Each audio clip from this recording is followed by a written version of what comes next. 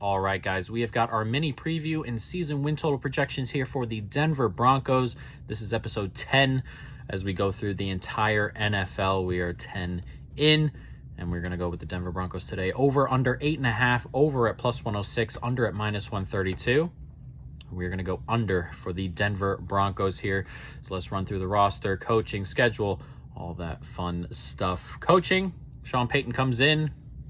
New guy in town, obviously a great coach. Joe Lombardi's going to be his offensive coordinator. Not exactly something I love, but Sean Payton will be doing most of the play calling anyway. And Vance Joseph comes in, someone he's okay, but they're going to miss the guy who was here before. Couldn't really pay him as much, and he saw a better opportunity in Carolina. So that could be a big miss. We'll see. He was getting a lot out of this defense. Though the defense was talented anyway, so we'll see.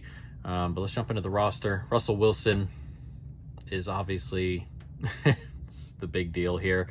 He'll need to be a lot better than he was last year. I personally think Russell Wilson is broken. I think he has problems with the shell. I think he has problems going over the middle, which he'll need to be able to do. And he's can't scramble as much anymore, gets caught. He's been working out a lot, but he's also 35 and just continuing to get older. So I think Russell Wilson is broken. I would not be surprised to see Jarrett Stidham here get some snaps as the season progresses, but we'll see. Offensive line, pretty good. They bring in Ben Powers, who's had a really good year at guard. McGlinchey comes in at right tackle as well, who's solid. Rest of the line is solid. Garrett Bowles, another solid guy, but missed a lot of time last year. Will need to be healthy this year at the left tackle spot. All in all, just a solid unit. Nothing too incredible, nothing awful, right at average. Then we get to the running back room. This is where things get a little bit weird for me. Samaje Perine and Troy Jones Jr. come in. I like Perine, I really do. Can he be a 3-down back for a while? Will he have to be? I have no idea if Javonte Williams is coming back this year or not, if he's going to be healthy if he comes back this year or not. That's all up in the air, but without Javonte Williams, the running back room is and then Javonte Williams comes back, it's a little bit better, but he's also coming off a big old injury. So I'm not expecting a ton out of this running game in terms of elite talent and tackle breaking and all that fun stuff that running backs do. Offensive line solid enough, but can they make big plays and things like that? I'm not so sure. Wide receiver room. This is a average group, I want to say. Jerry Jeudy and Sutton are good players, but they've always been overrated. I can't tell you how many preseason clips we get of Jerry Jeudy without pads. And, he's a good player, but he's not some elite receiver until he takes that next step. He may, I'm not so sure. The rest of the guys is pretty nice coverage. Callaway and Mims all come in. Callaway from New Orleans, he had that great preseason and then a couple of good games alongside it, but he's replacement level. Mims gets drafted, can be good. He's got some good traits. And then we got Hamler, who's another one with good traits. Tim Patrick comes back also. So it's a deep room. Whether Tim Patrick gets game time or not, I'm not so sure. I don't think he waltzes into this 3 and kind of just steps right back into it. I really don't, but we'll see, of course. And then the tight end room, this is a pretty good group. You got a nice floor here with Dulcich and Oakwood. How do you say his name? I'm not going to say it, okay. But he's very talented. This is a good floor for Dulcich and him. He's very athletic, talented here. Dulcich, similarly talented at tight end. So it's a good floor and a high ceiling here. And Sean Payton loves his tight ends. So I expect a lot more out of this group next year. Then we get to the D-line. This is a fun one because there's a lot of stuff going on here. Randy Gregory, a really good player when he's fit. He's just not fit a ton. He hasn't been, or he wasn't last year, and we'll see how he comes back. Browning, who is probably going to start on the other side of him, probably going to miss the start of the season. may or may not, I suppose, but another injury concern there. And then we get behind him, Frank Clark. They bring him in for depth. He's okay. He's not played particularly great last season or so. And I guess behind him, Bonito and Cooper, they may need them to step up to really have a good pass rush here. I'm not sure that they will or not, but it's unfortunate when you're looking at pass rushers 4 and 5 and hoping that their ascension is what really takes you over the top. Not because of extra depth and, stuff like that, but because the front 2 or 3 are not great and or have injury issues. So that could be problematic. We'll see.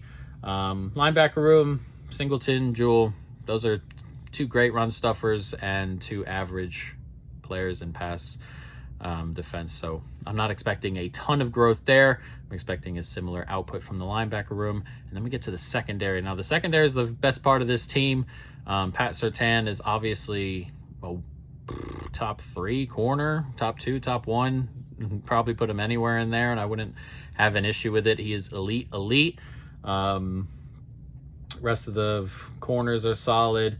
Secondary, or the safety group, Kareem Jackson, Justin Simmons, also really, really good. Simmons needs to be healthy, but a really, really talented group. There's not much to say about this secondary other than it's really good, and it's filled with really good players all over the place. Especially Surtain and Simmons, 2 top-end players at their position, both in the same secondary. So staying healthy there, you're going to have a really, really good unit there.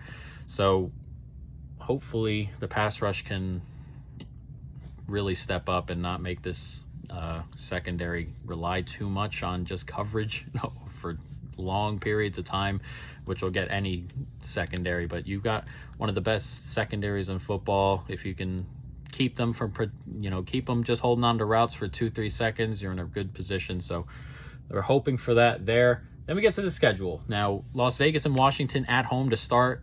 Brilliant spots. Love these spots. Denver at home, first week or 2. Teams just getting into the new year, then go up to the altitude to play their first game or 2 on the road. It's tough. It is a tough spot. You got to really like Denver in those positions. Even if they come out struggling, these are 2 offenses that they could probably deal with and 2 defenses that aren't brilliant. You'd expect a couple wins here, hoping for a couple wins. Then we get to the tough part of the schedule. At Miami, at Chicago, home to the Jets. Miami, I'm going to be honest, if we get like a 2.5 for Miami, I'm loving that. I really want that there. This is a team that'll hopefully take care of business the first 2 weeks against 2 lesser opponents and then go on the road to a really good Miami team. And I think Miami will have that there. At Chicago, we'll see with Chicago's offense. The defense isn't very good. This is a good litmus test for this defense after a really good Miami team as well. So you're going to really figure out what this defense is all about in the first 4 weeks.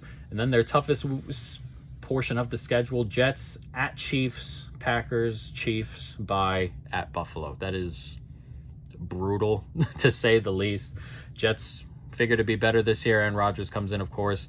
And then you've got the Packers, who are kind of an unknown, so we'll see, but the defense is okay.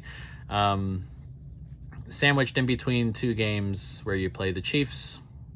They played the Chiefs pretty well last year, but lost both those games in the end. So we'll see if there's a jump here, but playing the Chiefs in general is just a pain. Then you get your bye, and you don't really get a favor after the bye, and you head to Buffalo. There's not much to say there.